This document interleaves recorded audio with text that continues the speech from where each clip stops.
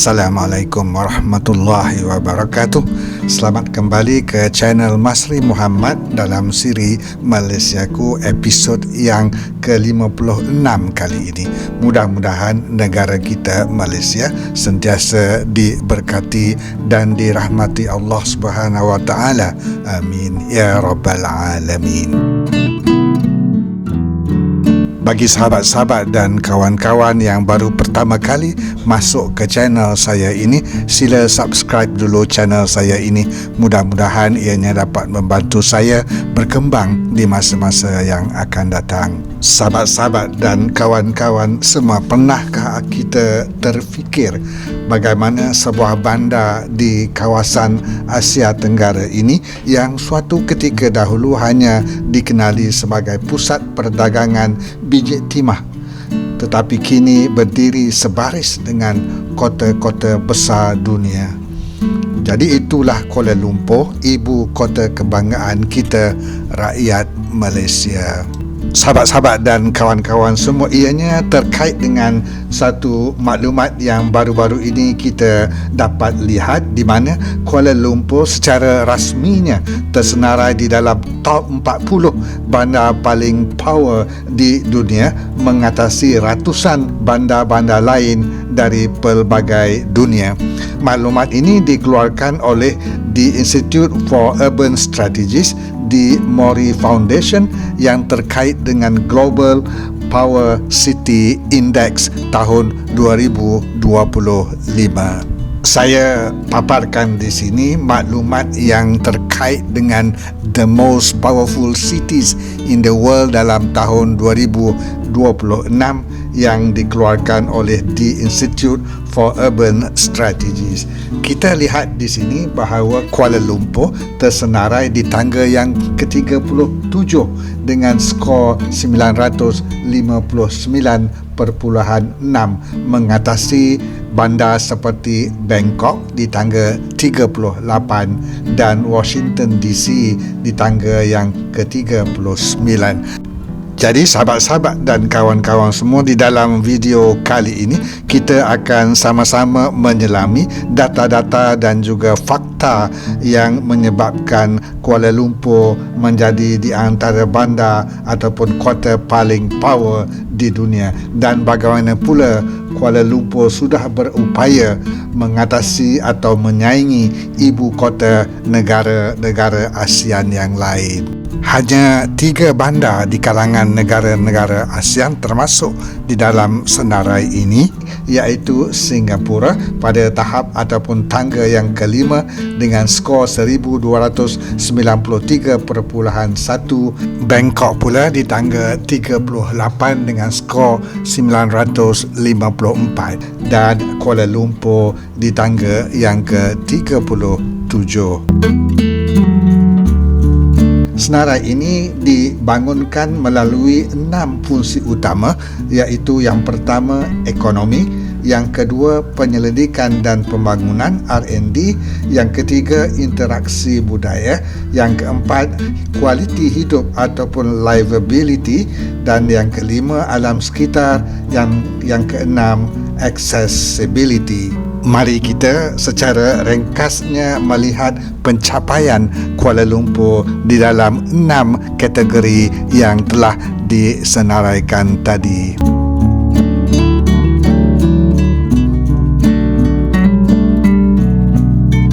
Yang pertama, ekonomi. Ekonomi merujuk kepada kuasa ekonomi bandar seperti saiz pasaran, penyumbang kepada KDNK negara, peluang pekerjaan serta dinamisme sektor perniagaan dan kewangan.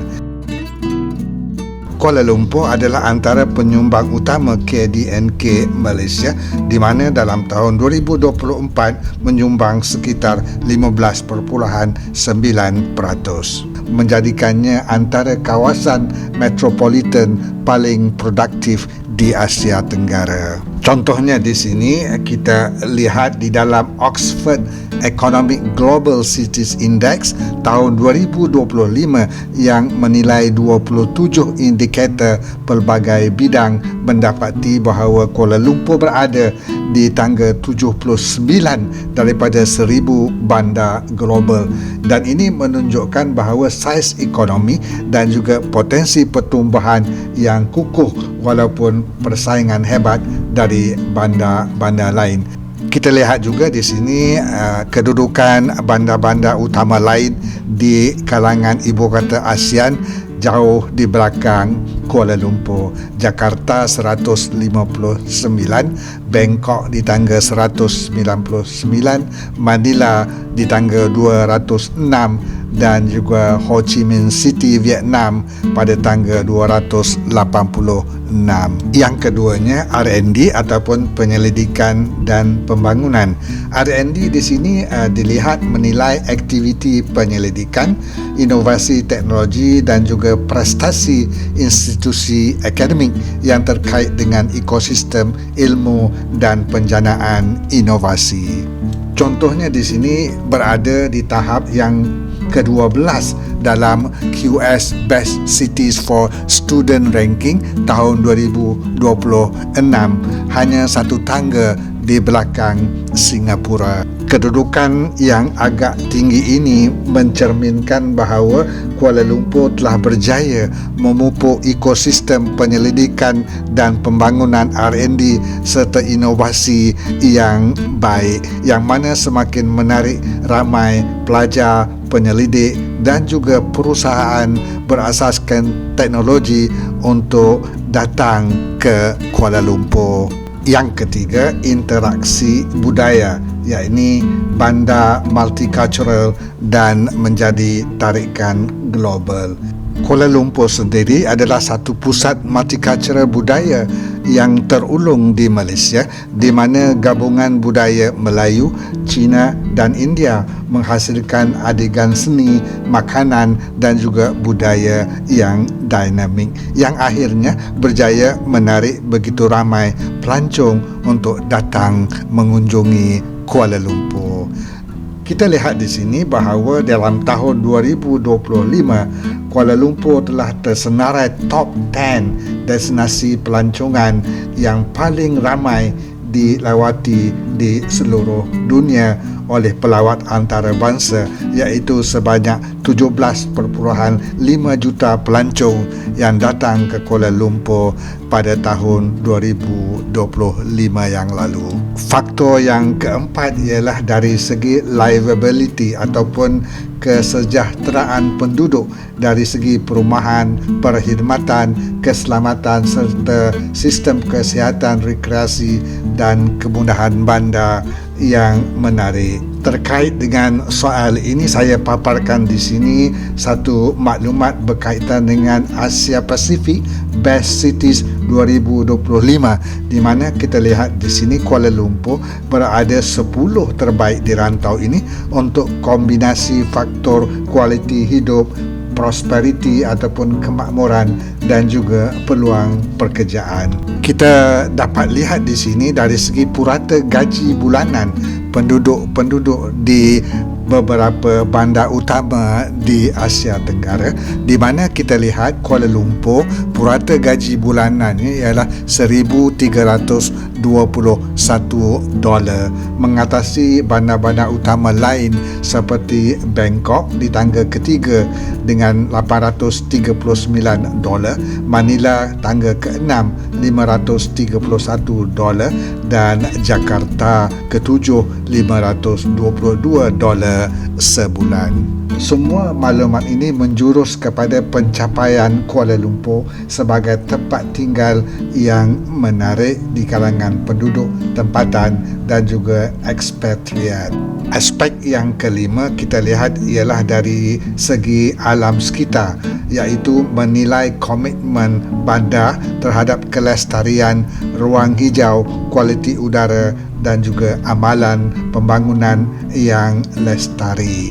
Inisiatif seperti River of Life dan juga fokus kepada taman, ruang hijau dan zon rekreasi seperti KLCC Park, Taman Botani menunjukkan bahawa KL mempunyai komitmen yang tinggi di dalam peningkatan kualiti persekitaran bandar.